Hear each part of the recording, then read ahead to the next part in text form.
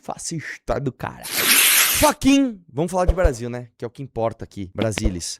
Fachin diz que momento é de ponderações e autocorreção e anuncia Carmen Lúcia como relatora do Código de Ética para a STF. Posso falar? Uma bela escolha, tá? Sou Carmen Lucista, tá? Porque poderia cair alguém muito pior, não é mesmo? O presidente da corte afirmou que a criação de documento com normas e condutas para ministros é compromisso de sua gestão. Fachin discursou na primeira sessão do ano no Supremo. Desce aí um pouquinho. O presidente do Supremo Tribunal Federal, Luiz Edson Fachin, afirmou na segunda-feira que o momento do país e da corte de ponderações e autocorreção. Reafirmou que a elaboração de código de ética para o tribunal é compromisso de sua gestão. Fachin vem defendendo a criação do código de ética nos últimos dias, após críticas no meio político e da sociedade sobre a conduta do ministro Dias Toffoli do STF à frente das investigações de fraude do Banco Master. O presidente do tribunal deu as declarações na sessão de abertura do ano do STF, que contou com as presenças dos presidentes da República Luiz Inácio Lula da Silva, do Senado Davi Alcolumbre e da Câmara Hugo Mota. Também tiveram presentes outros ministros da corte, o procurador-geral da República Paulo Gonet, o presidente da Ordem dos Advogados do Brasil Beto Simonetti e ministros do governo. Seu pronunciamento, Fachin afirmou que os momentos críticos do país, como de defesa das urnas e do processo eleitoral STF, atuou para impedir erosões institucionais. Na avaliação dele, o Brasil tem lições de democracia para oferecer porque preservou suas eleições sem ruptura e com respeito à Constituição.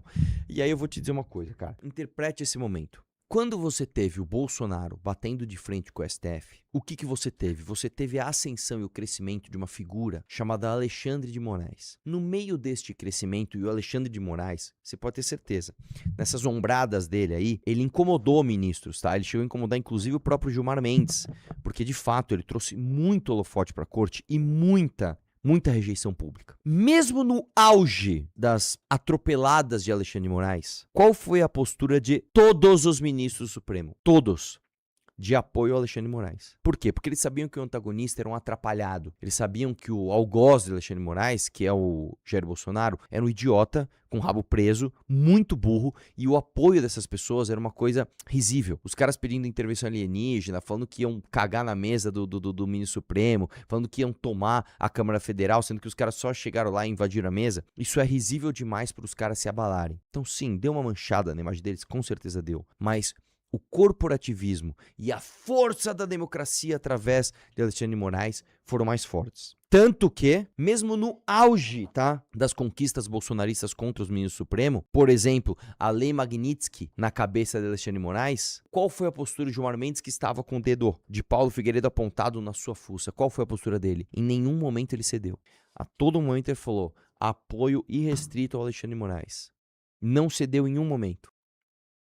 Agora, pela primeira vez na história, isso nunca tinha acontecido antes, um presidente da casa, então sou presidente da Suprema Corte aqui, ele assume que o momento, como é que é a aspa dele? A correção, sobe autocrítica? Sobe aí, deixa eu só ver a expressão exata que ele usou. Ponderações e autocorreção. Isso nunca tinha acontecido na história do Brasil, tá? Isso nunca tinha acontecido. E por que isso está acontecendo agora? Número 1, porque o Dias Toffoli não tem como seu algoz uma pessoa retardada, que é o bolsonarismo. O Dias Toffoli não tem como seu algoz uma ideologia política, um lado político, um partido político. Ele não tem isso. Ele tem contra ele uma sociedade inteira. Eu duvido você sair na rua e achar alguém que fale, não, o Dias Toffoli está correto nas suas ações. Como eu falei, eu tô falando isso há muito tempo já. Você sai na rua, você vai encontrar fã de Alexandre de Moraes. Você sai na rua, você não encontra nenhum fã, nenhum defensor de Dias Toffoli. O máximo que você vai ter é a cúpula petista, alguém muito envolvidinho nessas faculdades de direito, amigo de alguém poderoso, de um Cacai da vida, Augusto de Arruda Botelho, falando, defendendo ali através das suas teses, nos seus livros, que o Dias Toffoli está agindo dentro da normalidade. É uma coisa muito... É a exceção.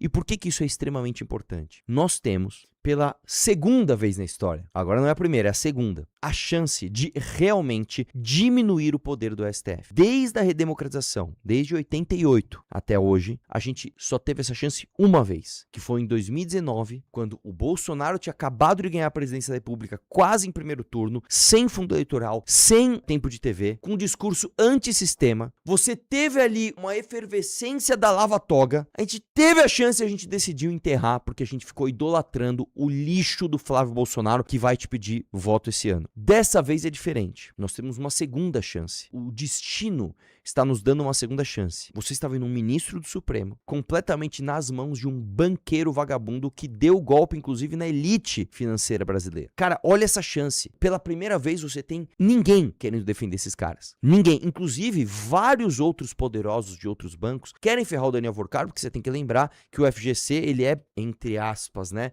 bancado pelos outros bancos, mas mais do que isso, ele retira do mercado brasileiro uma coisa que o mercado brasileiro tenta a todo custo colocar, que é a credibilidade nos investimentos. Isso é uma outra coisa, uma questão comportamental. Se você vai, por exemplo, para os Estados Unidos, é normal, é uma coisa corriqueira as pessoas investirem em ações.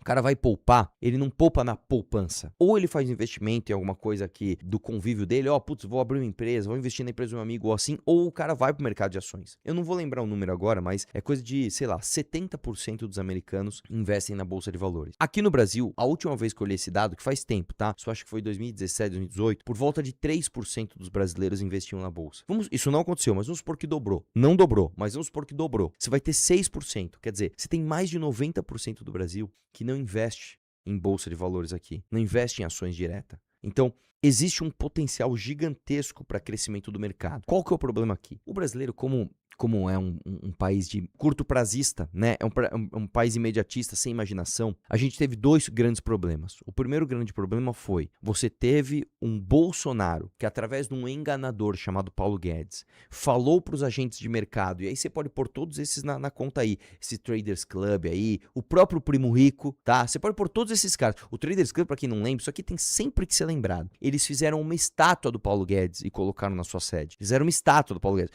Porque o Brasil, meu irmão, o foguete não tem ré, meu. Brasil vai bombar, meu. Brasil não sei o que, e parará. E o que aconteceu? Os caras te venderam um monte de título podre, que tava esperando ali reformas liberais, e Trator Lira não passou porcaria nenhuma, passou PEC kamikaze, bomba fiscal e largou a bomba pro próximo governo. Então esse foi o primeiro problema. O segundo problema que nós tivemos foi, o Lula ganhou. O Lula ganhou, o que o Haddad fez? O Haddad chegou taxando desde blusinha, até tentando taxar IOF, por causa do Kim Kataguiri a gente não paga mais imposto em IOF, e aí agora ele taxou lucros e dividendos, sob a desculpa, né, que só o Brasil e um outro país da África, não lembro agora qual, eu não lembro se é da África, não lembro agora, são só dois países que não taxam lucros e dividendos, mas só o Brasil tem 100% de imposto num carro, por exemplo. Né? Aí vem um terceiro problema, uma bomba no Banco Master. Puta que pariu, você imagina se você é do mercado financeiro, mano. Você já fez cagada, se ferrou com o Paulo Guedes. Aí entra o Haddad e já te carca. E agora o Banco Master dando esse golpe na praça, fazendo você gastar dinheiro do FGC e ter mais dificuldade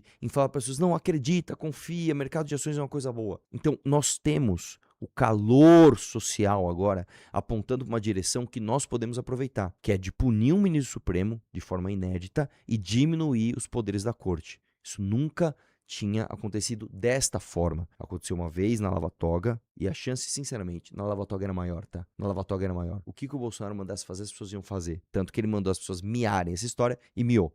E desta vez agora, nós temos uma segunda chance. A questão é o seguinte, nós vamos aproveitar porque a gente tem algumas opções. A opção número 1 é você entregar isso na mão de um Nicolas da vida e falar, mano, faz uma marcha, finge que fez alguma coisa e tá tudo certo. A opção número 2 é você, sei lá, confiar no PT para fazer alguma coisa. E aí também nada vai acontecer. A opção número 3 é você ser guiado pela gente. Nós somos o único grupo político que está fazendo isso. Ir para a manifestação, que não é uma manifestação partidária, não é uma manifestação em apoio a B ou C, pauta A, B ou C, é uma coisa simples, direcionada e única. Justiça no caso do Banco Master. Isso não pode acabar em pizza. E através disso pressionar as pessoas para que o STF se sinta na obrigação de não conseguir, né, deixar o Dias Toffoli salvar o Vorcaro, e a partir disso o Vorcaro vai delatar. Se o Vorcaro delatar, irmão, aí acabou. Aí acabou. Eu duvido que alguém vai segurar a bronca. Nós temos essa chance. Ela é histórica. Você vai definir o que vai acontecer com o Brasil. Depois de amanhã tem manifestação, 18 horas na porta do Banco Master. Eu vou estar lá, a Ana vai estar lá, todo mundo vai estar lá. Você vai estar? O Renato Batista, ele vai pro Rio de Janeiro, vai fazer o podcast do Fala Glauber, ele vai voltar pra manifestação. Você vai estar lá? Ah, não. E aí, só uma coisa. O Fachin vai fazer esse relatório,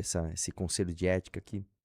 Vai adiantar o quê? O que pode adiantar, assim, se sair nesse relatório assim, ministro Supremo não pode julgar nenhum caso contratado por advogados ligados à família de outros ministros. Vai sair isso? Não vai sair. Então não vai adiantar nada. No fim do dia, qual que é a grande quebra de ética do STF? Eu vou te falar qual que é a grande quebra de ética. A grande quebra de ética é o STF poder julgar caso concreto. Porque quando eles julgam caso concreto, independente de ser familiar ou não, os caras têm um poder gigantesco na mão para definir o destino de uma pessoa e a partir disso, você tem uma jurisprudência que vai interferir em todos os processos do Brasil. É uma coisa grande demais para esses caras poderem julgar caso concreto. E aí eu acabei de falar, a Ana procurou a notícia e colocou aqui, dá uma olhada aí, ó. STF. Familiares de ministros atuam em quase 2.000 processos nos tribunais superiores. Lista inclui filhos, cônjuges, ex-cônjuges, irmãos, mas pode ser ainda maior, já que casos sigilosos, investigações em andamento não entram na conta e mais.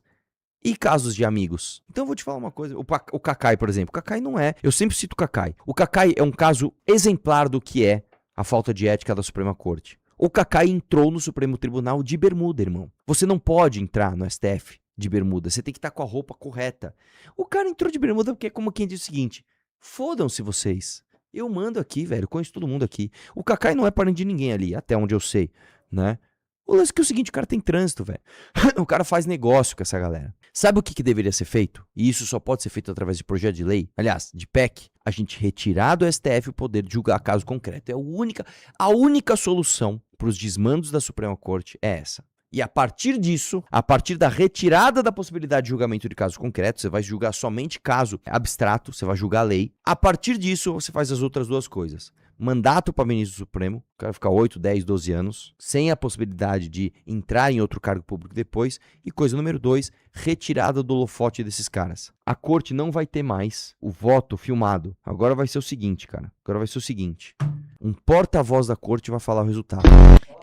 Você tem que levar em consideração que o STF, os ministros do STF, eles são guardiões da Constituição Federal. Então, o que eles têm que fazer? Eles teriam que se limitar a julgar se os casos, as leis, enfim, estão indo ou não contra o que está escrito na Constituição Federal.